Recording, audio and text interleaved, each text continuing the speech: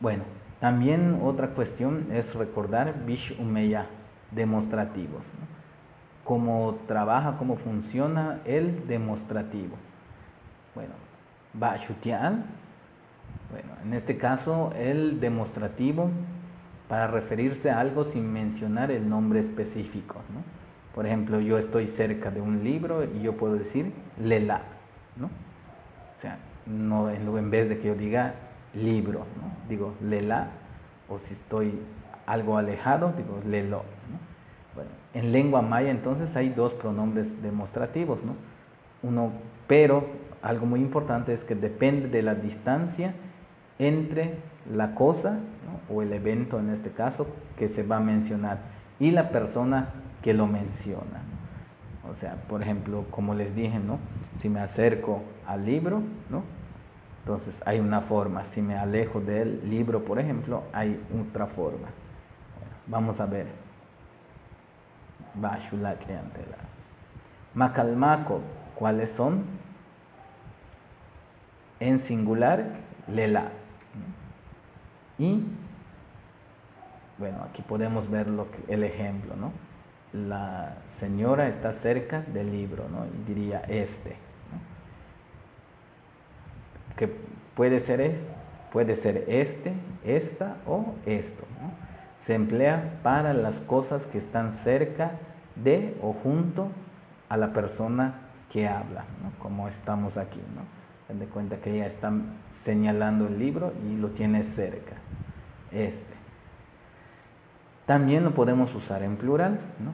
Solamente que hay que insertar lo que es la partícula de plural aquí, ¿no? El o, ¿no? Le loba, le loba. Esa es la pronunciación. Le loba. Muy bien.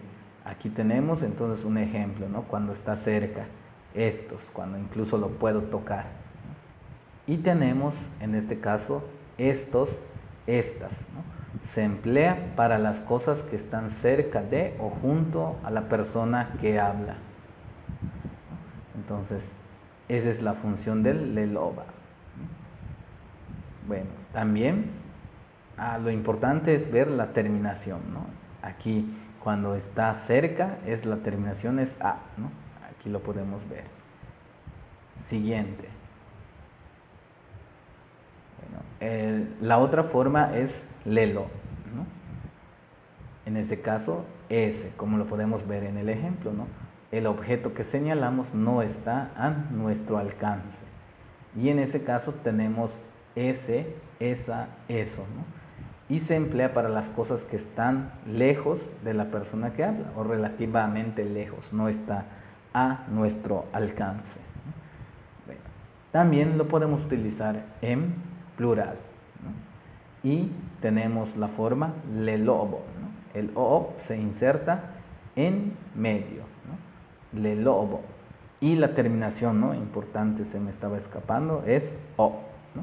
Cuando las cosas están lejos de la persona que habla, ¿no? Por ejemplo, aquí está, ¿no? Está relativamente lejos de nosotros o de la persona que habla, ¿no? Y tenemos las formas como esas, esos, ¿no? Se emplea para las cosas que están lejos de la persona que habla. Entonces, esa es su función, ¿no? Entonces tenemos lela para las cosas que están cerca de nosotros o están a nuestro alcance. Y lelo para las cosas que está lejos o que no está a nuestro alcance. Muy bien. Bueno, ejemplos de uso Bishumeyaho, ¿no? Con numeral, clasificador y sustantivo. Bishumeya, y el singular, ¿no? Ahí está. Tenemos lela, ¿no? El demostrativo. Bueno, recuerden que lela es cuando estamos cerca del objeto, ¿no? Lela, ue, na. Esto es una casa. Muy bien. Esto es una casa. Y, bueno, también podemos hacer, ¿no? Utilizando lo que es la conjunción yetel, ¿no? Lelo, ¿no? Recuerden que lelo es cuando el objeto está lejos de nosotros, ¿no? Lelo utu chom yetel upe na. Eso es un sopilote y una casa.